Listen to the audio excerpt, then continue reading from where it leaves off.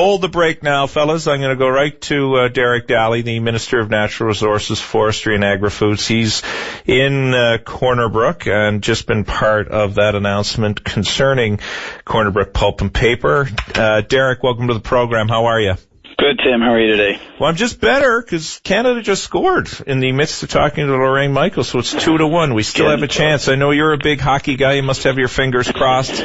Oh, very much so, and I think it's a thrilling rivalry there and great hockey to watch, so I wish I had a chance to watch it today. But you need a job like this, Derrick. You can talk on the radio, watch the hockey game, and learn lots, so it's a good one. That's fair enough. I sort of miss Michael there, wondering if there's any happy Tories in the province today. We got many today, and I'm one of them, I got to tell you. Well, give us a quick synopsis of what was announced today, if you don't mind, please. Well, today, the Premier announced a $110 million loan agreement and a power assets and water rights purchase agreement with the Corner Brook Pulp and Paper Limited. And essentially what this does is it's an investment to support the sustainability of Corner Brook Pulp and Paper Limited, and certainly to help ensure the companies around this area for a long time.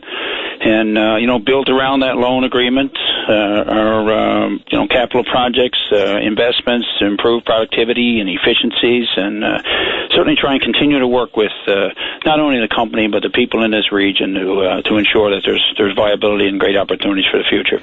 So in terms of the loan, as it is a loan, we will get paid back, the taxpayers of Newfoundland and Labrador?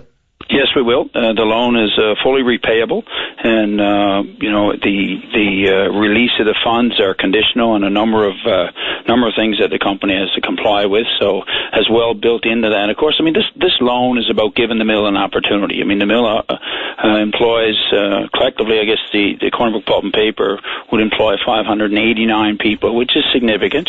And it's been a challenging time in the forest industry, a challenging time in the paper business, but we're starting to see some changes. The company are seeing changes, and there's reason to be optimistic for a future. And that as mills close, eventually this is going to bottom out, and some are going to survive. And Corner Brook Pulp and Paper feel that they're in a position to do that. And I got to say, there's been tremendous support from the unions at the mill and the community, and working together and working with the company to find efficiencies to make it happen. And certainly we're pleased to be able to work with all of those stakeholders and be able to do something for them to give them that fighting chance.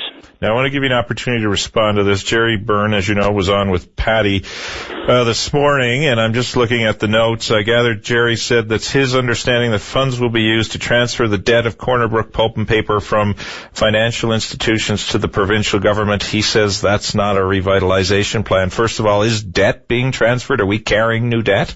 No, we're not carrying new debt. These fundings will, as I said, conditions are attached to it, but the funds will be released for not only refinancing of debt, but working capital, as well as an extensive capital investment plan, both in the mill and the power assets as well, which again is all tied together for efficiencies and sustainability and give them an opportunity to survive. So, Jerry Byrne comes out today and makes those comments, and he's made other comments recently as well about, this is not going to work, government's never going to write the check and do all these kinds of things, and it's very unfortunate. The mill workers have made sacrifices here and are working with the company. The company's making sacrifices. We've had tremendous support, I think, over this, particularly with the provincial opposition party and MHAs from the opposition party in the region. The whole town is supportive, obviously, that we need to continue to try and find a way to make this work for the mill. And I think it's really unfortunate particularly for the people of Corner Brook, when their MP jumps in on these kinds of issues without knowledge. And, in this particular case, Jerry Byrne has never called me, never got an email, never got a letter, never any inquiry as to what's going on or what the deal is like or where are we. Yet he comes out and makes these kinds of comments, which I think is very unfortunate for the people of Corner Brook. Two quick last questions. In your view, where is the future of this mill? Well, we're optimistic, and again, we're seeing things change in the world markets. The Canadian dollar, for one, as well. They're finding efficiencies. They're finding new markets.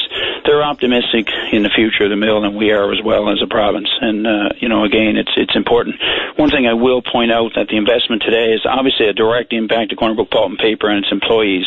But I think for me as minister responsible for forestry in the province, this is a provincial investment because the forest industry is so integrated. The larger sawmill operators of the province, there's 4 of them, are all dependent on Corner Brook Pulp and Paper and the exchange of fiber and how the industry works. So because it's so integrated, the long-term sustainability and viability of Corner Brook Pulp and Paper has a direct impact on the 5,500 people that work in the forest industry in this province and a lot of our coastal communities as well. So this is a significant announcement, not only for this region, but obviously for the entire province. Well, you must be good luck. When you were talking, Canada scored and the game's tied 2-2. Let's keep talking. Well, I got one quick last question. You might like it. I got to ask it.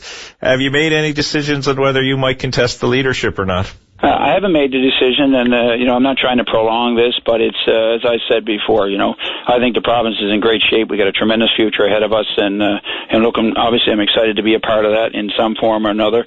For me, it's always about making sure we've got the right leader and someone to make sure that we can continue the province in the direction that we've been going in the past 10 years. So, we've got some time left in this whole time frame. I'll continue to evaluate that and talk to people, and talk to a lot of people as I travel around the province. So I'm inspired by what people are saying, and certainly appreciate the support and so on. But again, we've still got some time to make that decision. All right, Derrick, thanks for joining us today. And it's 30 seconds to go. If I keep talking, maybe you'll win the game for us. But good to have you on the line. Good to talk to you. Absolutely, Tim. Thanks very much. You're welcome.